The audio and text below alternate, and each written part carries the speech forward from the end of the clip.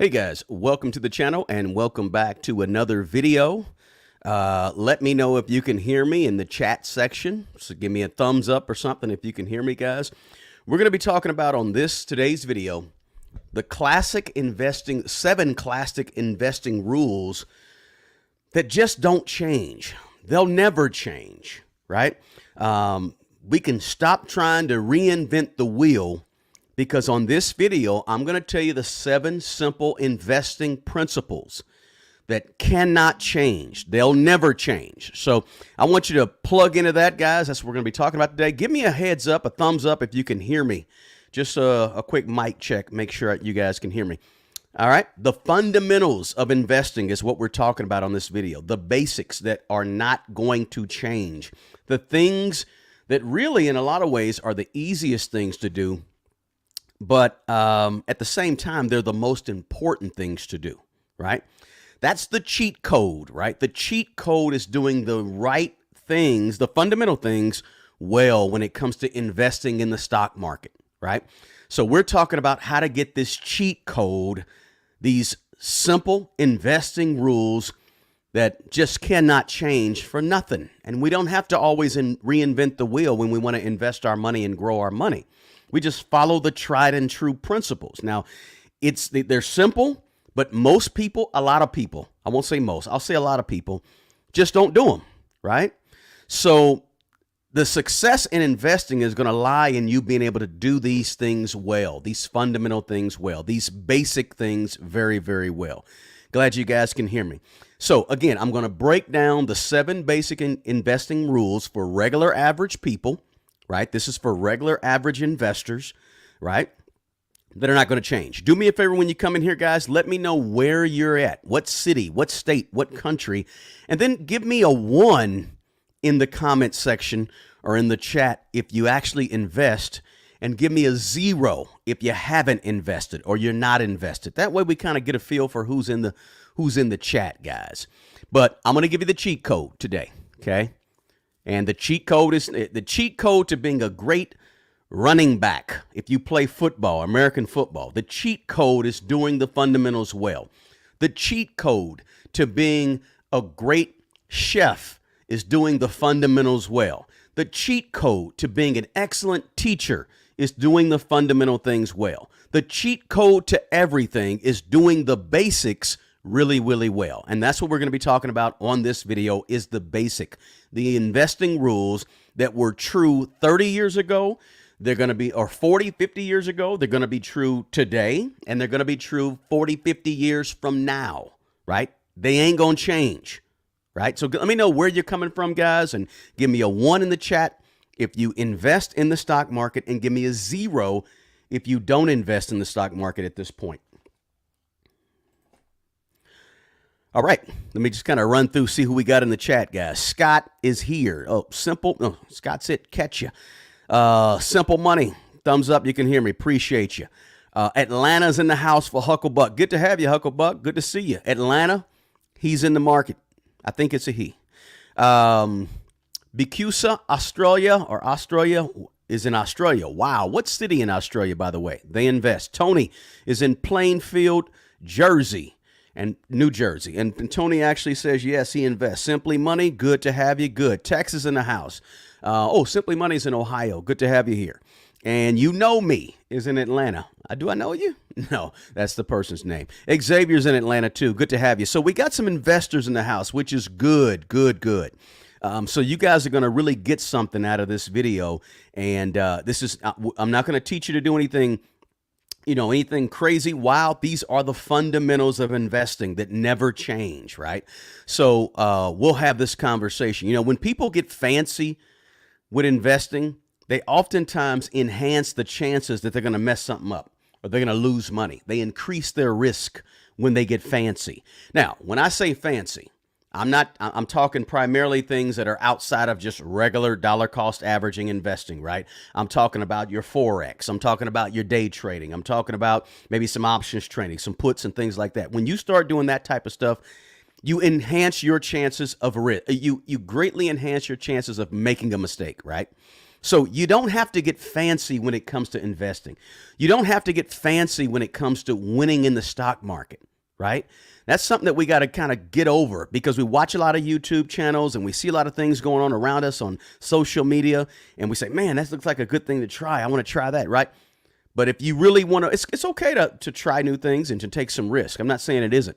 But I'm also saying if you want to be tried and true, you want to make sure you make some money, reduce your risk as much as possible. Now, I'm not saying just invest in your high yield savings accounts and your CDs and things like that.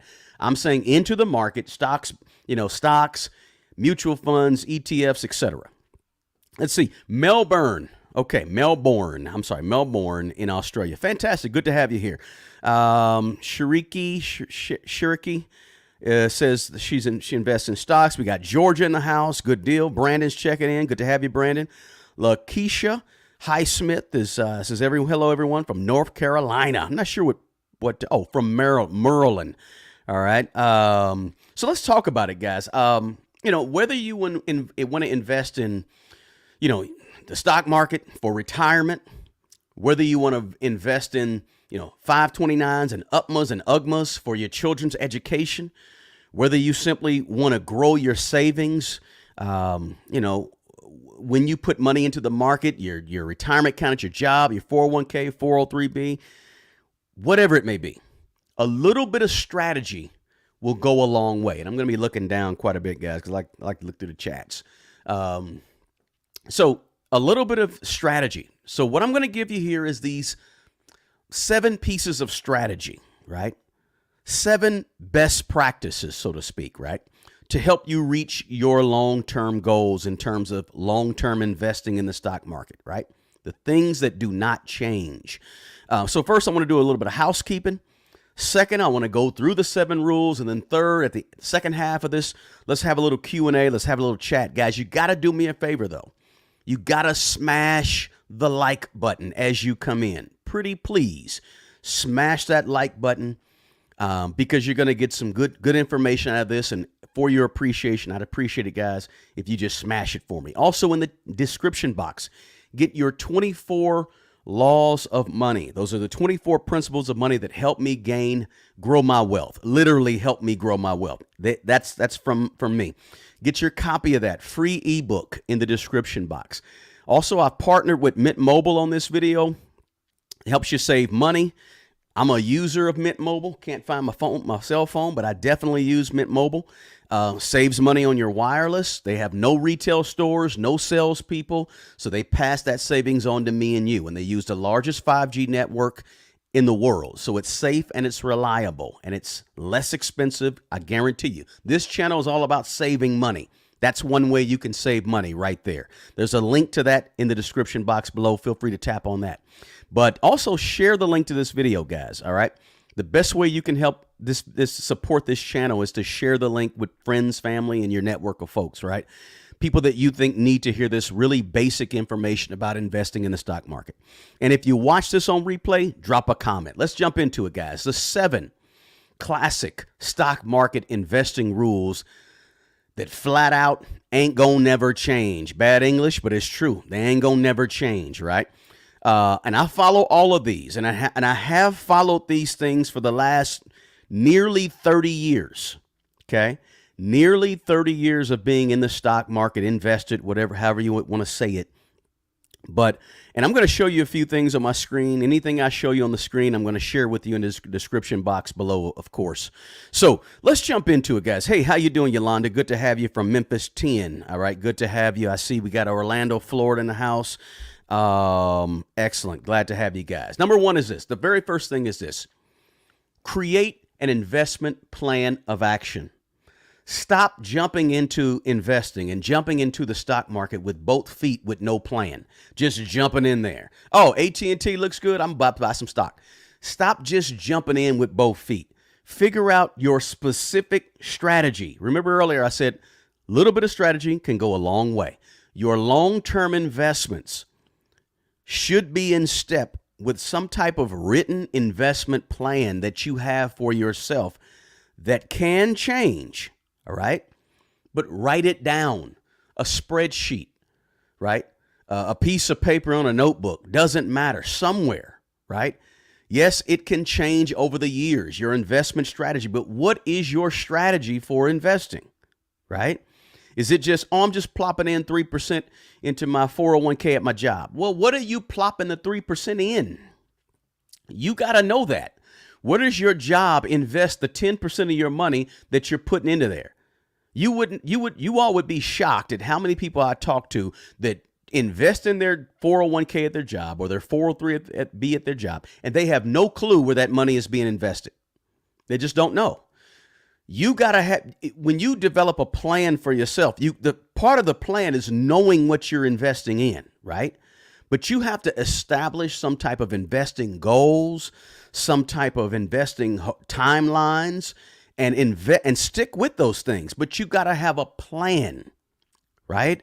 You got to have a plan. Your investment plan should be just like your budget, written down on either on a piece of paper or on a spreadsheet. And it ain't got to be elaborate.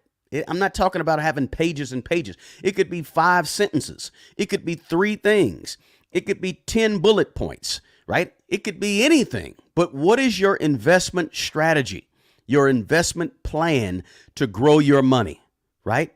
In other words, an investment plan should consider things like this. And I know this is really basic, right? You might be saying, this is really basic stuff. Again, doing the basics right helps you win.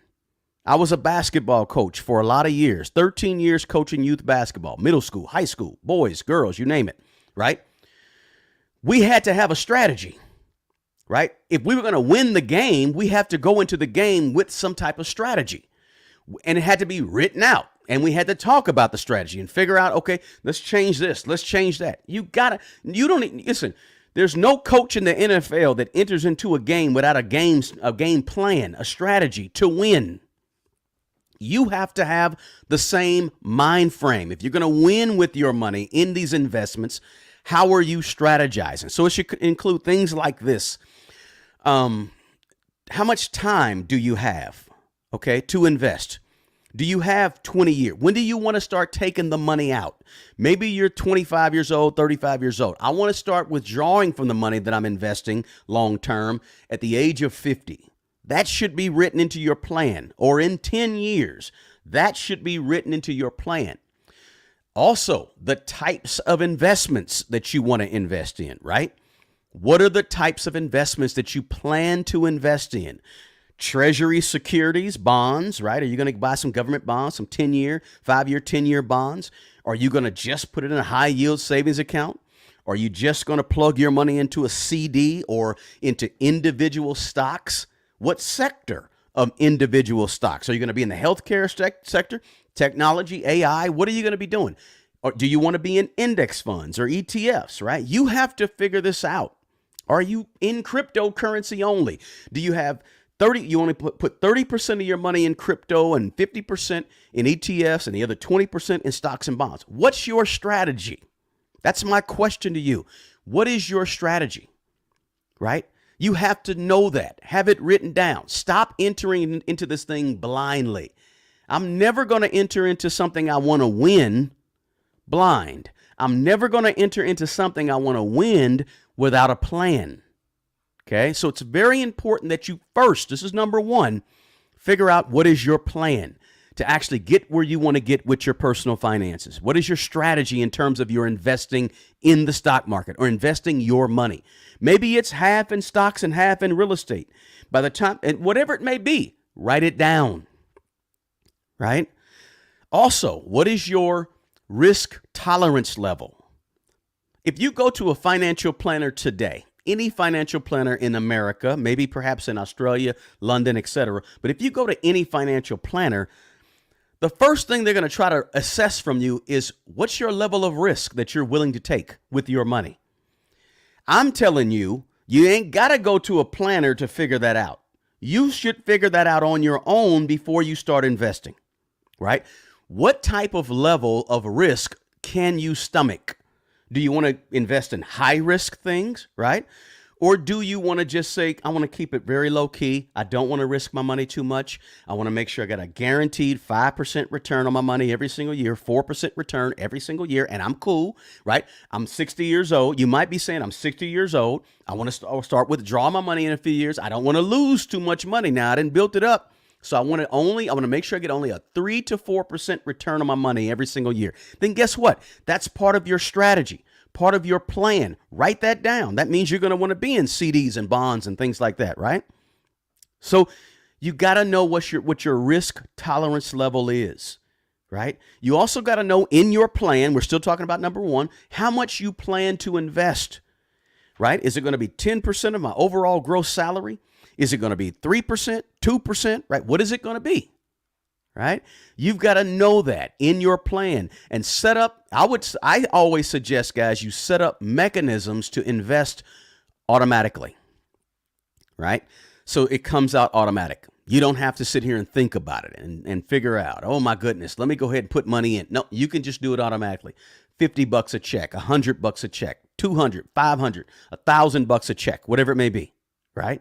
Do you also, part of your plan, do you want to invest in what they call like value stocks, or if you're an individual stock person, or do you want to invest in growth stocks, right? Value stocks are, stocks that perform better when the economy is doing better, right? When people are able to spend discretionary money how they want to spend it, these stocks, value stocks, are typically long-term stocks, the GMs, the Fords, the airline industries, right? Value stocks have a good long-term record, right? That's what a value stock is, right? The better the economy is, the better they do. They're usually undervalued. They're trading for a little bit undervalue, but they offer pretty good dividends typically, and they don't necessarily go up as much, right? They're more stable. They don't have a lot of volatility, value type stocks if you're an individual stock person, right? AT&T, IBM, Ford, and GM. Those are long-term, sort of low growth, right? But then you have those growth stocks, right? And I mentioned something about growth stocks. Those are typically the stocks that usually they might be a little bit overvalued, right? But and they usually don't offer big dividends and a little bit higher volatility, but still very stable for the most part in the short term, right? At least the short term in terms of 10, 15 years or so. Google or Alphabet, right? Tesla. Nowadays, Tesla tends to be one of those companies that are growth, right? Amazon, right? Those are examples of, you want value or growth, right? What do you want, right? Those are things that should be a part of your plan. You have to create a plan for you before you invest. That's a tried and true method of making sure you win in the stock market, right? Same concept. If you don't want to do individual stocks, you just want to do index funds, mutual funds, whatever, put that in your plan. If you only want to do certain sectors, put that in your plan. What is your strategy? What is your time frame? What is your risk tolerance? What is your, when do you plan to pull the money out? Right? Be strategic first and foremost, right? If you want to make money long-term in the stock market, 5 years or more down the road, you got to do this, guys. Planning is number one. It's the very first step. It's your foundation. It's like building a house, right? You don't do that stuff if you don't have a plan, a blueprint. The architects come in and write out exactly how things are going to look and supposed to look, and then you go do it. That's what you should do with investing, right? Same way. Number two, let's jump to number two. The second classic, timeless stock market investing principle that never changes, won't change, is committing to consistency over time. Committing to consistency of constantly investing, what they call dollar cost averaging, which was a concept first put out in the 1930s or so. But it's just dollar cost averaging no matter what happens. Market could be way up. Market could be way down. You're steady putting $100 a month in there. You're steady putting $50 a week in there, right? Wise, simple investing choices compound over time if you keep doing them, right? You just keep doing the dollar cost averaging. Remember, the secret, guys, to long-term wealth is not timing the market, okay? It's not about trying to time the market. In other words, stop trying to think you're going to come in and have this miraculous timing of the stock market that the other 150 million people that what they ain't done in the last, 100 years, right? You're going to time things. You can, sure, you'll get lucky a few times if you do that, right? But the point is not timing the market, just putting time in the market. I don't know where that saying came from, but it's true. On a consistent basis. Patience. Patient investors gain a larger profit by allowing their stuff to grow over time. Buy and hold strategy. I'm a big fan of the buy and hold strategy of long-term investing. Right? It's going to help you with the long-term effects of compound interest, right? Just buying and holding is going to deliver you some amazing benefits, I guarantee you, over the long stretch, right? But you have to commit to it. Stop pulling your money out, getting a loan on your 401k. Don't do that. Stop. You don't have to trade every day, right? And switching things up and shifting. You do want to be a little flexible with your plan, of course, right? But you want to be consistently investing in the market. It takes both commitment. It takes discipline. Let me share this with you real quick, guys. I'm going to share my screen with you real quick. I want to show you this real quick because I think we need to review it and see it. Right? This chart right here. You guys let me know if you can see it. I think you can. I'm going to make myself even smaller so you can see it better. Let me just get all the way out the picture. But this chart right here, guys, S&P 500, 1925 to present, right? What do you notice about it? I think we went over this in one of our last lives. What do you notice about it? Here's what you notice about it. It always goes up. This is why long-term, and if you're in it for the long term, you're much better off than being in the stock market for 3 or 4 years. If you're in there for 3 or 4 years, guess what happens? You see these little chunks where it goes down, chunk where it goes down. Here's another chunk where it goes down. There's a chunk, everywhere a chunk. That was a bad joke, but you get what I'm saying. There's a chunk where it goes down. There's another chunk. If you're in it for short term, 5 years or less, 6 years or less, guess what? You're way more susceptible to losing money if you're only in the stock market for a short period of time, right? This is we're still in number 2, being consistent over a long stretch of time. You're going to be losing money regularly if every year or two you decide to pull your money out or do something different. Because every time you see this line go down, just like I'm showing you here on the screen, boom. Every time you see even a chunk of it, a small slither of it go down, that's a year or two where the stock market was down, where you was playing those 1 and 2 year and 5 year games. But I'm telling you, leave your money in for the long haul, because over the long haul, it goes up constantly. Over the course of a long haul, it does go up. Okay. So, every chart you look at it, whether it's the NASDAQ, the Dow, whatever it may be, every stock market graph that you see that's over a long period, it looks similar to this. Why does it look so similar? Because the stock market pretty much almost always goes up over a long stretch of time, right? The stock market hasn't been where it was in 1978 ever. Since then, the stock market hasn't been back to where it was in the year 2008, 2009, ever, right? It ain't going back there, right? This is the engine that makes America run. What you're looking at on this graph is the engine that makes America flourish. It's one of the primary engines is the stock market, is how businesses do. How businesses do is how America does.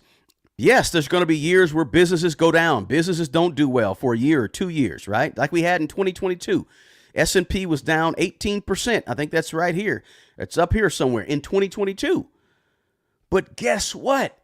It's always going to come back. And if it don't come back, if the stock market drops to where it was back in 1975, America is no longer the America that it was. It's done.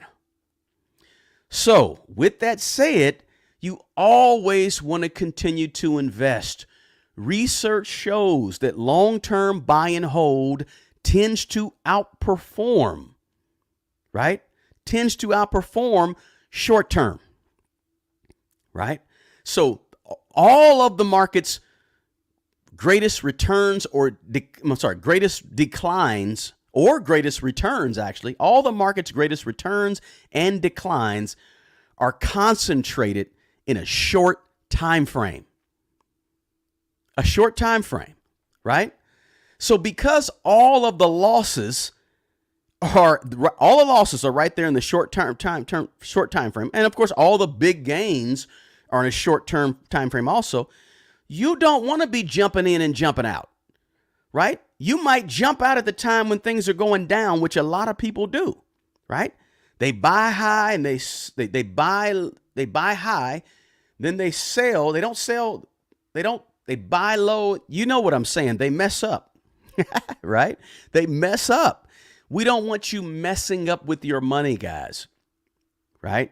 So don't be a person that jumps in, jumps out. Stay there. When you stay there, you're going to experience some lows, but you're going to experience some really, really high highs. And then over a stretch of time, 5-10 years, you're going to experience a high, right? You can't be in the stock market more than 10 or 15 years and not get an increase unless you just made some very poor investing choices, right? So my thing with number 2 is stop trying to time the market and predict things and all that and predict what's coming next. And no one knows, right? Everyone pretty much is just guessing for the most part. Yeah, there's some trends and some things you can study. You know the market very well. You know that that's a sign that this is going to happen, but nobody really knows. So since nobody really knows, stay in there. Just follow that classic rule of continuing to dollar cost average, right? Commit to consistency in the market over a long stretch of time. Now, number 3, the third classic. By the way, guys, if you're in here, smash the like button for me. Please hit the like button, share the video.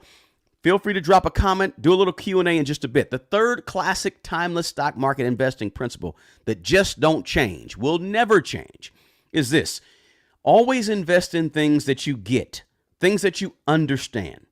Knowing what you're investing in is going to help you make better investing choices, better investing decisions when it comes to evaluating investment vehicles or stocks, whatever, companies, right? And we're going to be doing some videos here where we actually dig into some of the meat, right? We're going to do that on our exclusive people that join the membership of this channel. We're going to really dig in. But even on some of these videos, we're going to go a little bit deeper into how to evaluate stocks, right? How to evaluate some of these investment vehicles, looking at some K10s and some actual numbers, of companies and so forth. I think that's really important. But guys, listen, if you know oil, for example, then it's cool if you go to invest in ExxonMobil and Chevron and all that stuff, right? If you know oil, right? Right? And you can read their financials and know what they should be doing, right? You're going to have a better idea of what to look for and what you should be seeing. If you know banks and you work in the bank, you've been working in the banking industry for many, many years, then it's nothing wrong with saying, okay, I'm going to invest in some Bank of America and some other bank stocks and so forth because you know banks, right? Maybe you just know retail stores, right? So if you go, it's nothing wrong with saying, okay, I know retail. I worked in retail. I'm going to do Target. I'm going to get a little bit of Walmart, whatever it may be, right? That's okay, right? Maybe you're in the pharmaceuticals, in the pharmacy industry, right? CVS and Walgreens. You know those stocks, so you know what those businesses, right? You know those bottom lines. Invest in what you know is the third principle, right? What you have a little bit of handle on.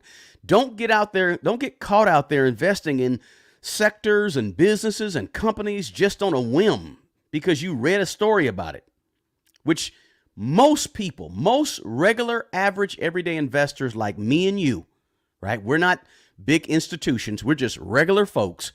Most people, they read a story about something, they go invest in it. That ain't how you really should be investing in the stock market, right?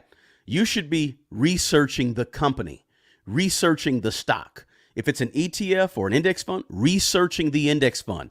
What is the basket of stocks, the 80, 90, 100, 150 stocks that are in that mutual fund? You should be knowing that, right? Not just looking at a story on CNBC and saying, oh man, I'm gonna go buy that stock. No, no, no, no, no, no, no, no, right? Don't do that.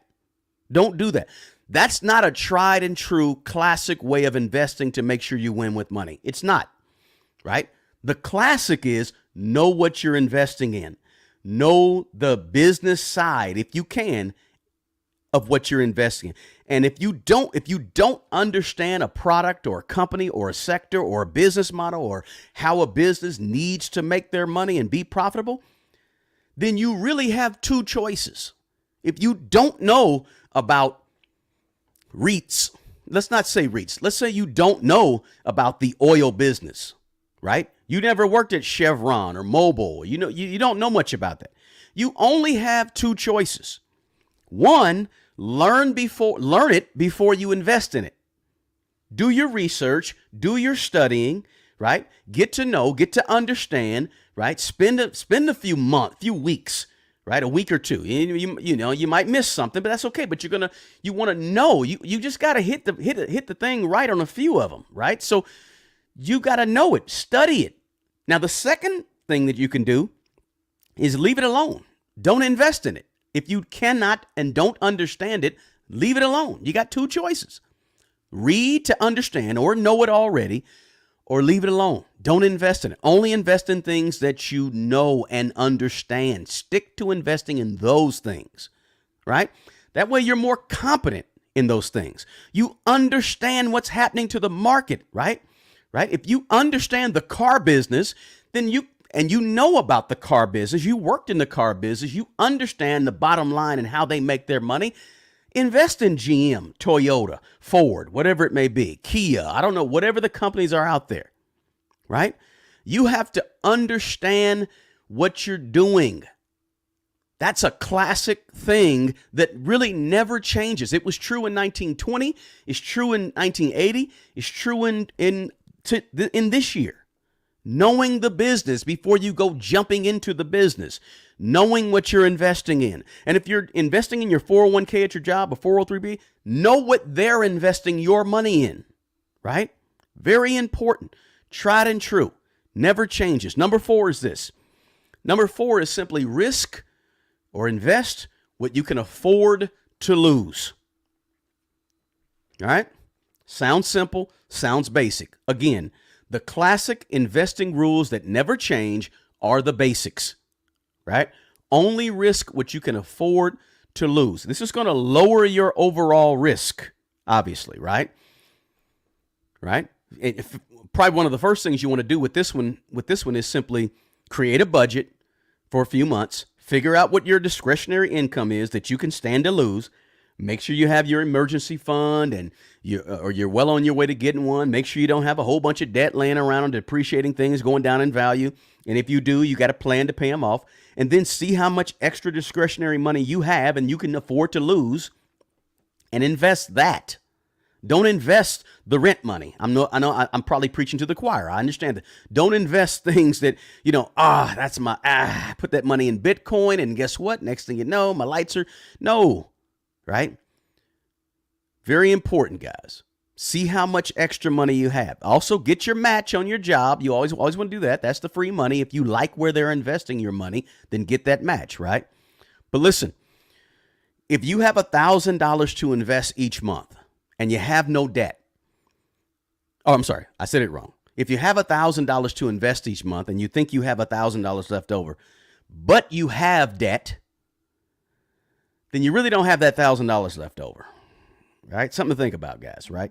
You think you have a bunch of money? Because I see people all the time that talk to me and say, yeah, I want to invest, $500 extra a month. But then you turn around and they got a car payment. You turn around, they got student loans. See, if you have $25,000 in the stock market, but you have $25,000 worth of debt, then you really don't have $25,000 in the stock market. I'm just saying, that's my opinion, right? So I'm saying take care of some of that other stuff before you figure out your discretionary income. It's also, of course, as I said, important to know your risk tolerance, right? We mentioned that earlier. That's very important. So, but, we just want to make sure that you guys understand the process of risking what you can afford only. Tried and true, basic. Everybody in this chat probably knows that, right? But successful investing is about managing risk, not just avoiding risk. I think that was Benjamin Graham said that too. Managing risk, not just trying to avoid risk. You got to manage your risk. And how do you manage your risk? That means investing what you have to lose, right? And keep in mind, all investing comes with risk. I don't care if you're just taking your money down to the bank and putting it in a savings account. Still comes with some risk, right? So number 4 is be sure you only risk what you can afford to lose. Now, the 5th, timeless stock market investing principle that ain't changing no time soon, right, is this. Before I get to number 5, let me go ahead and look in the chat. You guys got any questions? I know I said I'd do a Q&A a little later, but I think I saw a couple of questions. If you got a question, let me know, guys. Question, if you had, I see Angie. How you doing, Angie? Angie, if you had 15 to 20K to invest for about 5 years, where would I invest it for 5 years? Good question. Good question. I'm an index fund guy. I'd probably be looking at some ETFs at Vanguard, more than likely, if I had 5 years. Is that 3 to 5 years, or is it 5 to 7 years, right? If I had 5 to 7 years, probably looking at something like some type of ETF, some type of VOO or VTI. We can talk about those another time, but those are specific ETFs at Vanguard that I would be looking at. I'd be looking at some past performance, seeing where they're invested in, maybe even VG. I think it's VGQ. I'm not sure what it is, but maybe there's some AI out there that I could maybe say, if I had $15 to $20 to lose, again, we're talking about making sure you have money to lose. So great question, Angie. Let's see. Any other questions real quick before I move back into number 5? Warren Buffett's quote, be greedy when others are fearful and fearful when others are greedy. Absolutely. Just running through here, guys. Okay. Yeah. VGT, Hucklebuck said. Yeah, that's the AI one from ETF. Maybe I'd be looking at something like that if I'm as little as 5 years. Okay. So thanks for asking that question. All right. Mommy Trader's in the house. Good to have you guys. Check out her channel. Congratulations to you, Mommy Trader. I think she said she just got over 15,000 subscribers on her channel, Mommy Trader. Check her out when you guys get a chance. Glad to have you here. Angie Mad Cat. Oh, he's asking Angie if she's debt free. All right, number 5. Let's go to number 5. The 5th timeless classic stock market investing rule that will never, ever, ever change. You guys probably know what's coming, right?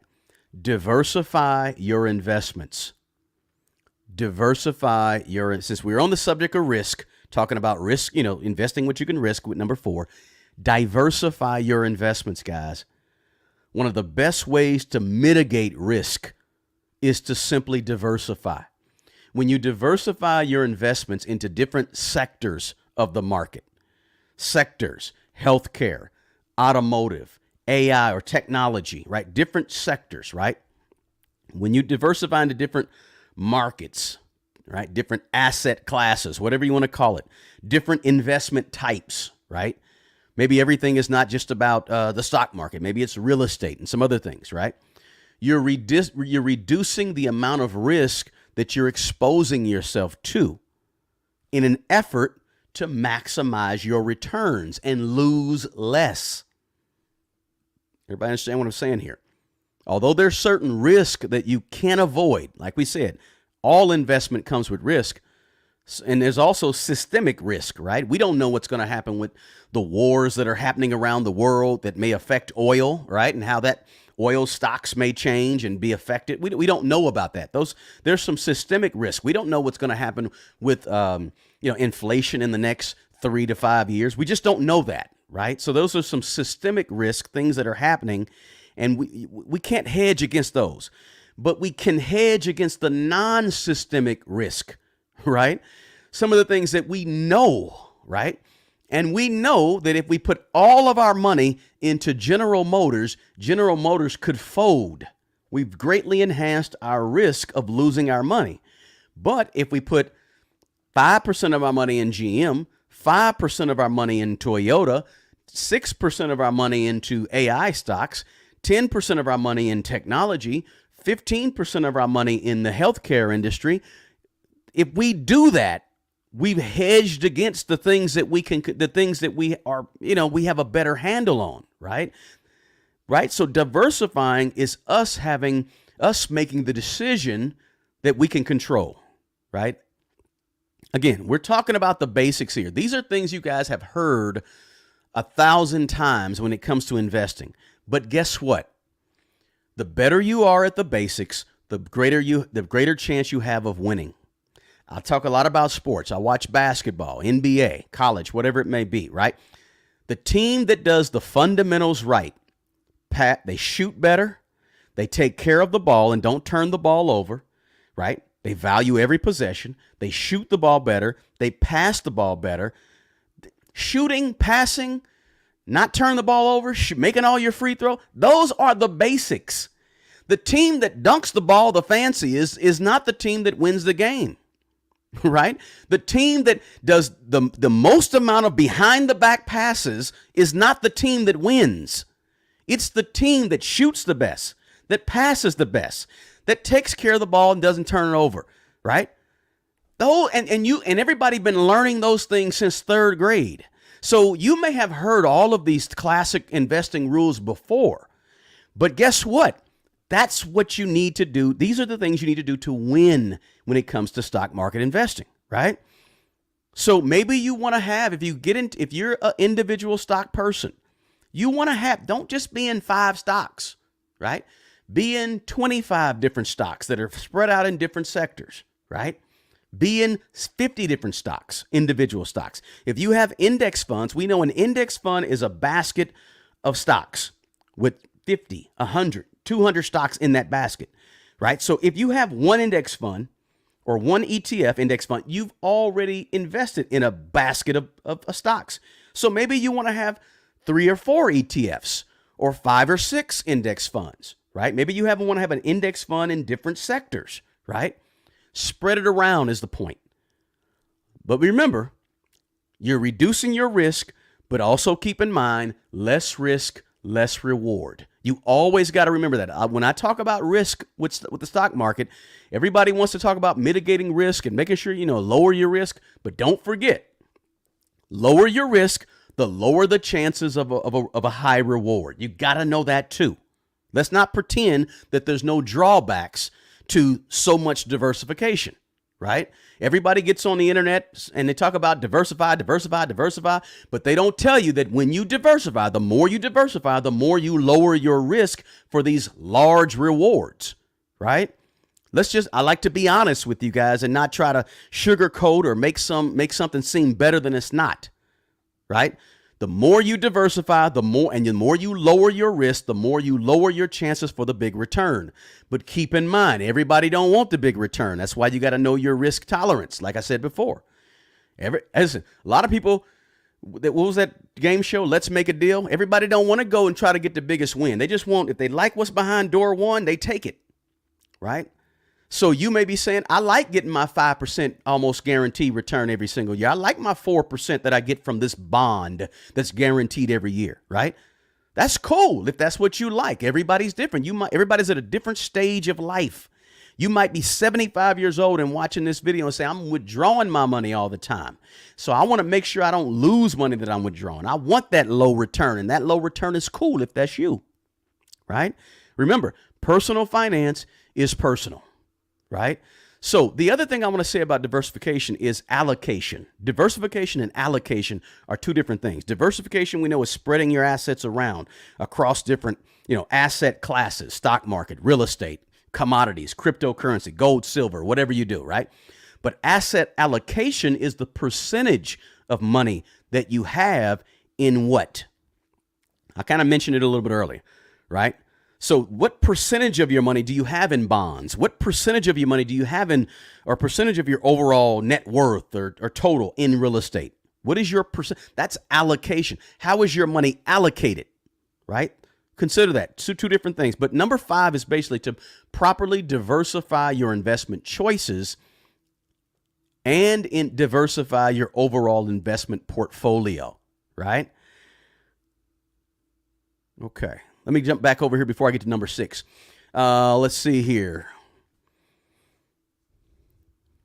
Okay, so your basic what avenues are you using to invest? 401k, FOCO, FOCO asks me, or I don't think they're asking me, what avenues are you using to invest? I have a TSP with my job. I have, I don't consider high yield savings accounts necessarily investing, although they are getting, some of them are getting 3, 4, 5%. I'm still stuck on that old school where savings accounts don't get that high, but I know things are changing, right? But I use TSP. I use some individual stocks. I got a bunch of individual stocks, but primarily ETFs, index funds. Those are things I like, if you're asking me that question. Angie said, Smart, we have investments through Prudential, Merrill Lynch. Awesome. Awesome. Good stuff. Good, solid companies, by the way. Okay. And that's important. I think Mommy Trader said I read my quarterly statements too. Listen, everybody doesn't read these quarterly statements from these companies, guys. When you invest money, and maybe, like I said, we want to have some type of conversation about quarterly statements as well, right? Understanding, because you can get a lot from a quarterly statement. All publicly traded companies are required by the SEC to produce a quarterly statement about how they're doing, and then they also produce an end of the year statement as well. Right, 10Qs and 10Ks, but a lot of people don't read those. Right, they don't. It can be boring reading, but you just got to pull out the highlights. But that's something you want to do. I'm glad she brought that up. Mommy Trader brought that up. Thanks for bringing that up. Very important. All right, number 6 is this: the 6 classic investing rule that won't change, will never change. All right, in my opinion, right. I got to preface this one with my opinion, but I preach to people to do this, and everybody doesn't do it, but I do it, and I think it's important. Reinvest dividends. Classic investing rule that don't change. When you reinvest dividends, you reap the rewards of furthering your compound interest. Dividend reinvestment is basically, guys, and you guys know this, when you invest, and I'm explaining some of these things like there might be a first-time investor in the room, because there may be somebody that doesn't invest their money in the room. So I'm not talking down to you guys. I'm just trying to make sure that everybody can understand. So I don't want to leave out the person that doesn't understand. So dividend reinvestment is when you invest the cash dividend paid by a company, right? Or some type of fund, right? And you take that and buy more shares of the stock, right? You're reinvesting back into the company. Reinvesting your dividends, in my opinion, allows you to buy more shares and build more wealth. I say my opinion. It's not really an opinion. It does allow you to buy more or get more wealth over time, right? And it is typically 99.99999% of the time going to increase the value of your investment, right? Rather than just taking the cash. Remember, guys, cash is a depreciating asset, right? Cash is a depreciating asset. It goes down in value due to inflation. That hasn't changed in 150 years or more, right?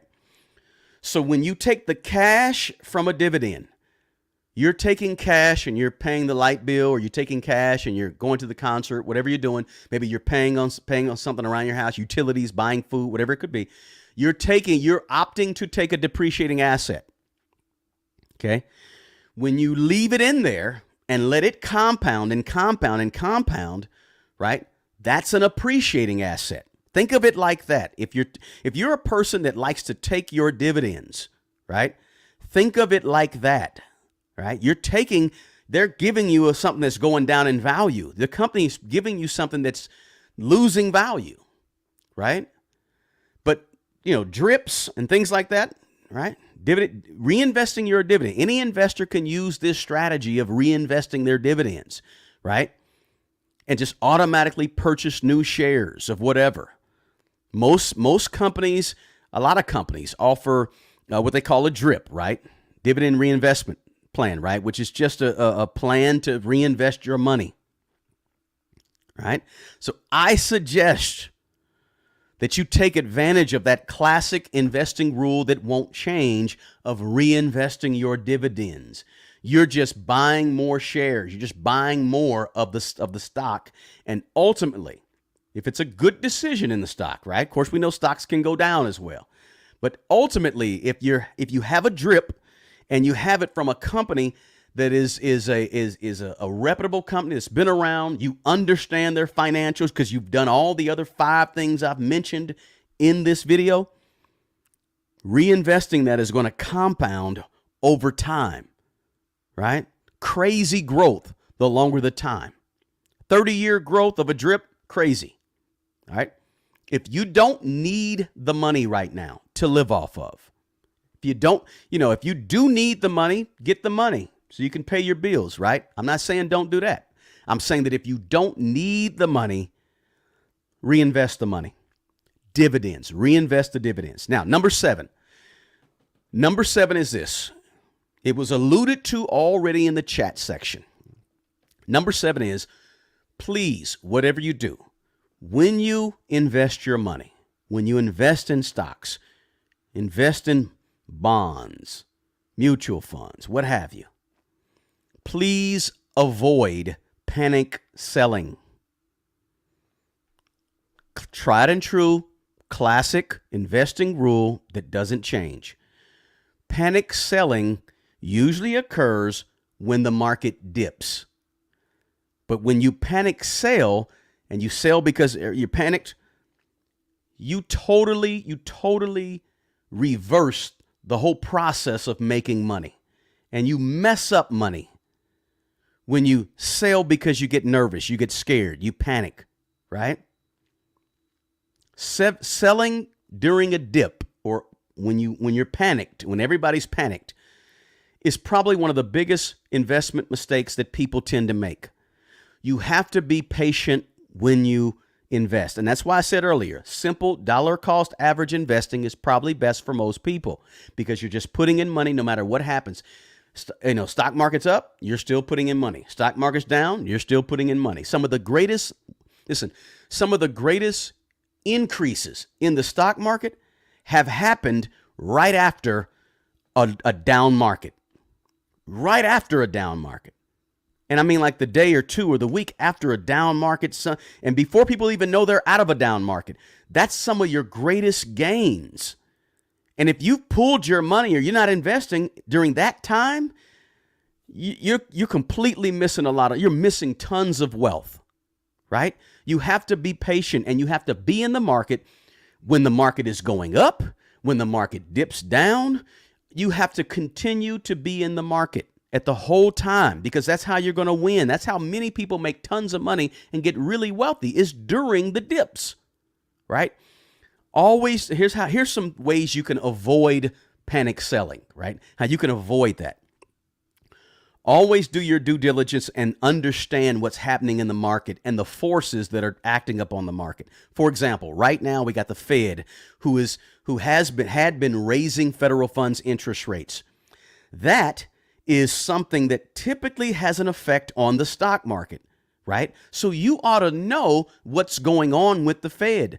The Fed just met yesterday and did not raise interest rates again. Therefore, the stock market kind of responded positively yesterday. The stock market responded positively, right?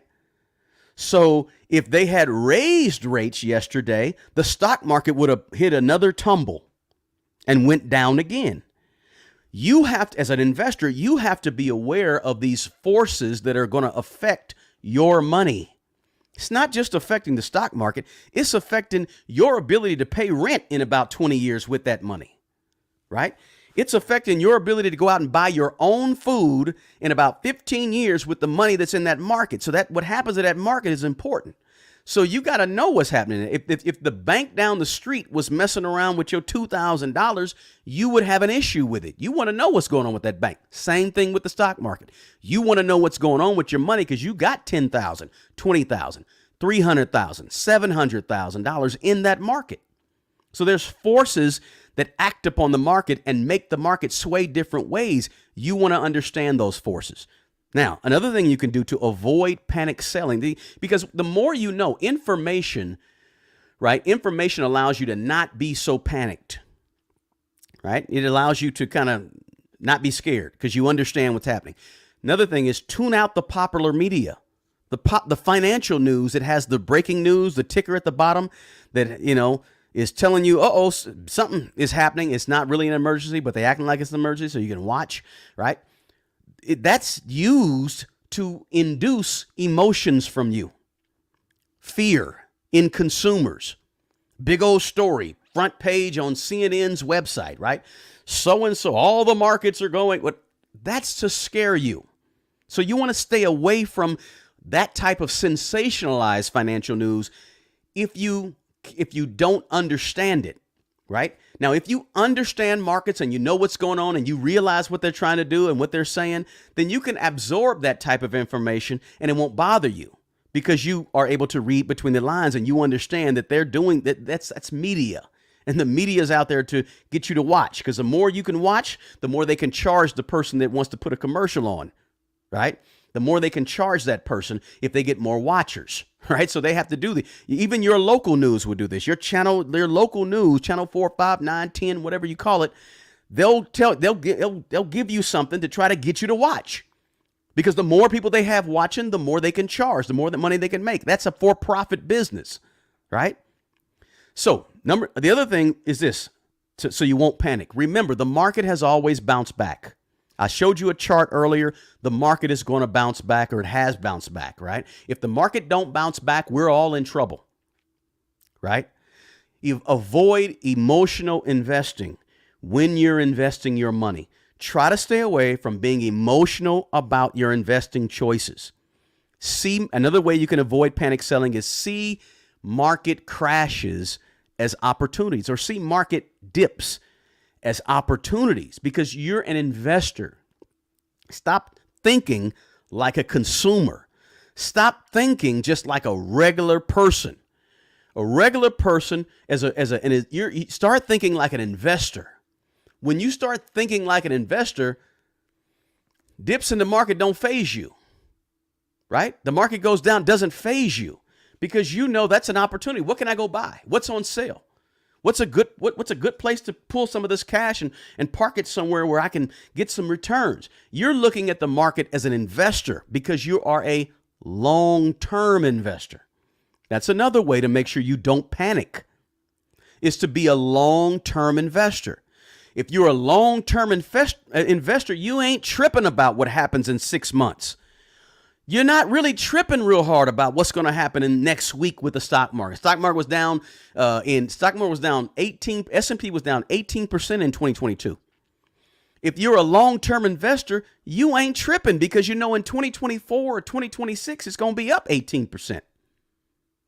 That eases your mind and it makes you be less of a panic seller, right? So just a few things, guys. Let's jump into the second half. Right? But let me stop the second half of this talk, and let's do a little bit of Q&A, guys. Again, I want to just quickly summarize. Create an investment plan. That's number one. Classic investing rules that won't change. Number two, commit to consistency over a long stretch of time. Number three, only invest in things that you understand. And if you don't understand it, go learn it before you invest in it. Number four, risk what you can afford to lose, right? Number five, diversify your investment choices.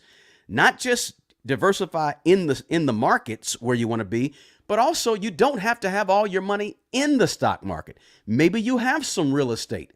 Maybe you have some gold, whatever it may be, but diversify it. Number six was reinvest dividends. Tried and true classic investing principle that won't change. You compound those dividends, and over a long stretch of time, it helps. Number seven was simply don't panic. Don't be a panic person that invests in the market. 7 classic, timeless, tried and true stock market investing facts that will never change. Any questions? Let's have a conversation, guys. If you got a question, I saw a few of them. I passed them up. But if you got a question, put a Q in it. Let's have a quick Q&A and let's see what we can talk about, guys. I like to get your feedback. Don't forget to share this video with your family, your friends, your group, whoever you deal with, invest with. Share it with them. Maybe you have some 20 and 25-year-old children that you want to understand some real basic principles about the stock market. Share it with them, right? Smash the like button, right? Don't forget to smash the like button, okay? I certainly appreciate it. And if you're not a subscriber to this channel, please consider subscribing, guys. All right, let me see. There was a question. TJ, when reading quarterly statements, what are we looking for and how do we use them to our advantage? Ooh, TJ, that's a heavy, heavy question. Great question, though. Really great question.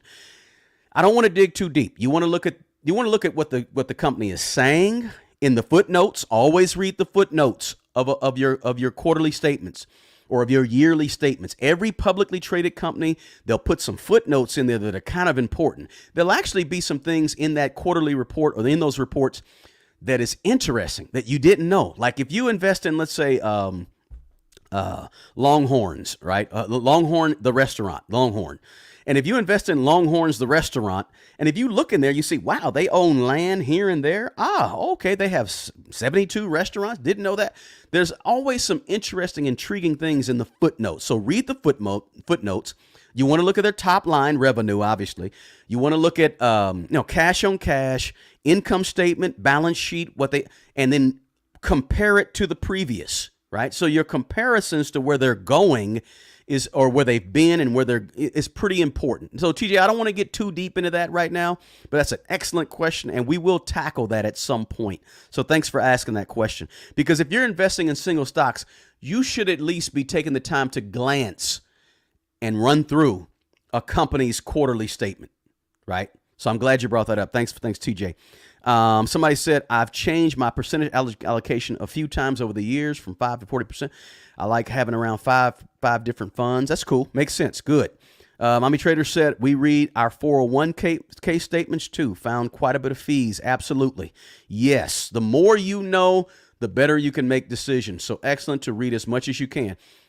What you guys may or may not know about me on this call right here, on this live, is that I read contracts. That's what I do. I manage contracts in my real life. Real life, meaning outside of YouTube, my job. I read contracts. And most people don't read. I'm going to say that again. Most people don't read, and they really don't read to fine print, right? If you want to be ahead of everybody else, spend some time reading documents, reading the fine print on your 401k statements, like Mommy Trader said, or reading the fine print on the documents like these quarterly reports that TJ mentioned. You want to be reading those things. Very, very important. You're going to learn. You can learn a lot just by, and you ain't got to know what to look for. Just start reading them a little bit, seeing what they're doing, right? Information is powerful in this whole investing things. Let's see. I'm late. Okay, good. If you're late to this broadcast, rewind it from the beginning and check us out. Let's see here. When should retired people stop investing in mutual funds and the stock market? Whenever Crafty Librarian sent that question, when should retired people stop investing in mutual funds and stock market and maybe things that are a little more risk? Totally up to you. Totally up to your risk tolerance. You can be, it's up to you. You could be 75, 80 years old and still investing in an aggressive fashion if you want to. It's totally up to you. Right? You may have $2 million, but you take about 500,000 of that and you say, I want to still be a little risky with that because I want to pass some things on to my grandkids, right? Investing doesn't have to be done with you, right? It can go on beyond you, right? And you could be in the market forever. Guys, let me show you this funny thing real quick since that question was just brought up. Let me show you guys something real quick here. Let me show you something pretty interesting, all right? Let's see here. If you look at this, I'll say this, not the historical, the S&P 500 returns, and I just put it on my screen. You guys can see it. S&P 500 returns since 1900. If you invested, and this is, I just happen to bring this up.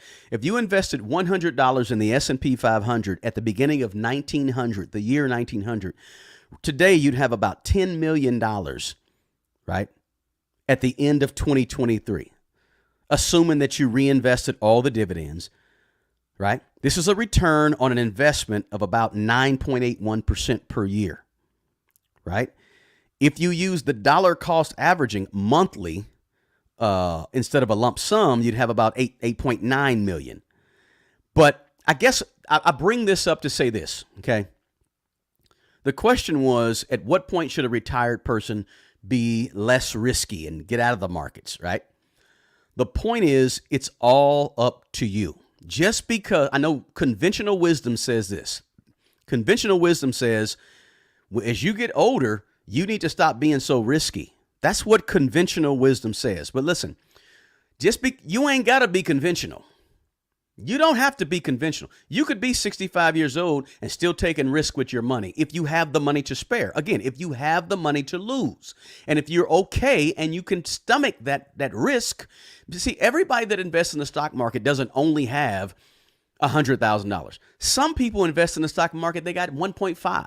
They got 1. They got 2. They got 3. They got 900,000. So you can do what you want to do with what you feel comfortable doing, with what you feel comfortable with doing. It's totally up to you, right? I don't plan to get super duper duper conservative with my investments because all of my investments are going to turn over. I can't spend all the money I'm going to have, right? So it's going to go to somebody beyond me, right? So therefore, you might want to keep your money growing at a faster pace and taking the risk, even though you're 60, 70, 80 years old. Great question, crafty librarian. I appreciate that. And somebody said, Johnny said, how do you know, put a Q by it, guys, helps me to identify it. How do you know when to start withdrawing your money? That's totally up to you. That's a part of your plan. That's why the very first thing you got to do, Johnny, is you have to make a plan. And when you make a plan, that plan's going to shift a little bit, going to change a little bit, but it's your plan that's personal to you because personal finances is personal. Absolutely. So when you start withdrawing, that's up to you. Your choice, right? It's your money. Let's see here. Do I recommend an online tool to determine when a person can retire? Not one in particular. With a certain amount, depending on personal spending investment risk.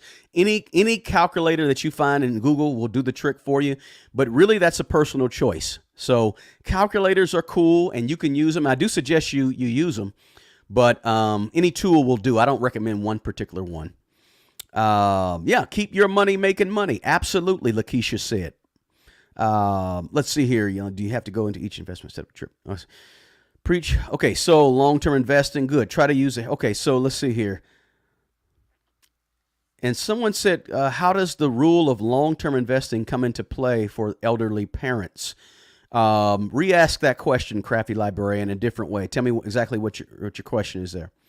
Let's see here. Let's see. Great stuff. Appreciate it, Simply Money. Glad to have you here. Appreciate you watching and being a part of the live broadcast. Let's see. Miss V says, I buy $100 Treasury bonds monthly. I invest in ETFs and index funds, and I have very little Bitcoins, and I'm doing dollar cost averaging until I retire. Fantastic. Miss V, you sound like me, right?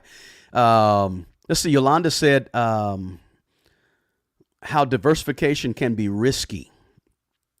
Well, when I say diversification can be risky, Yolanda, I'm saying that the more you spread it out, right? The more you spread it out, the less possibility you have of a higher return.